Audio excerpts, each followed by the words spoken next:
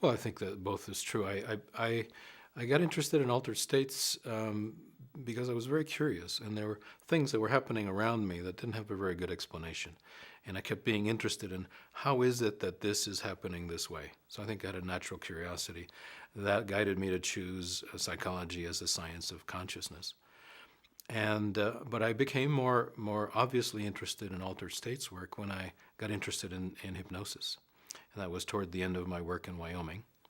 And I went to a hypnosis training in the Caribbean. That was nice, and got introduced more formally to the notion of altered states, and that got me very fired up.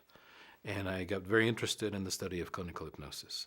And of course, hypnosis has to do with working with altered states. And for me, altered states had a lot to do with what happened in healing. Something mysterious happened in the healing process. You couldn't really get your hands on it. But for me, it seemed to have a lot to do with an altered state that existed in the consciousness of the person, and perhaps in the consciousness of the person who was facilitating the healing.